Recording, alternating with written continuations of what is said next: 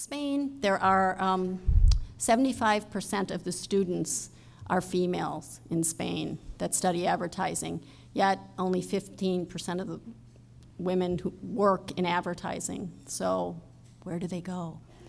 Beyond this giant disconnect, a lot of things jumped out as I interviewed not just CDs, but I had to also interview copywriters and art directors because I couldn't find enough CDs to interview.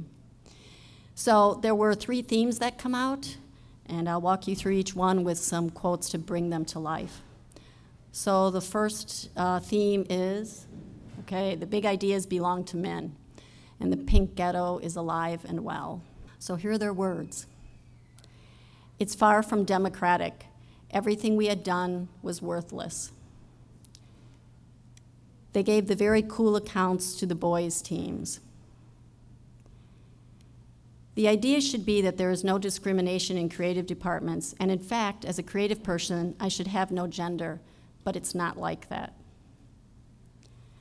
I was the only woman who presented,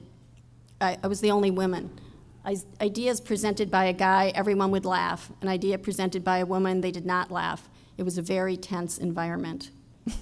Okay, the executive creative director can always say, this idea is not going to be presented or needs to change at the last minute, so I present many things that nobody sees.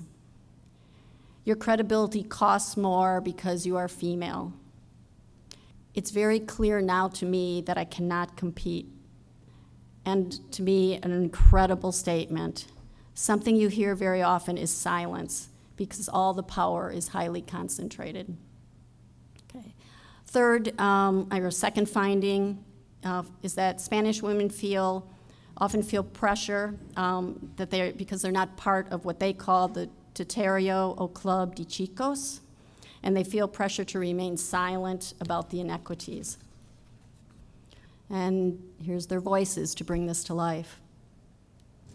You have to swallow many things. There are so many little sexist jokes, bromitas. There's patronage here. I will never be able to present a contest with the agency because the team has its star. They gave this very cool account to the boys' team, and the principals were pissed off because they said, when we said, why do they own it and we do not? Equity is a lie.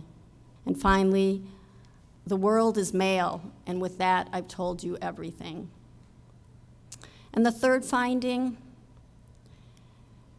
children and family create a much bigger burden on creative women than their male counterparts. Probably isn't a surprise. And it often drives their decision to leave. I think this might be more culturally driven in southern countries than here, but it is something that I found in every country where I interviewed women. And now their words. Priorities of women, mothers change. Everyone knows this. She will care less about her work. So they tended to really internalize their issue, the problem. Or she'll turn it on to herself. I think it's your feminine attitude. If you want to be creative and want to be a mother, it's inconsistent.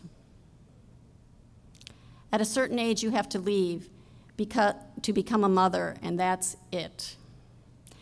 And as I spoke with them, fear often would loom large, even with anonymity. Please don't tell anyone I'm complaining. And of course, as with every country I visited, Spanish women are paid less. The atmosphere seemed very good, but they raised our salary the same day. I had exactly the same position, and I earned 100 euros less.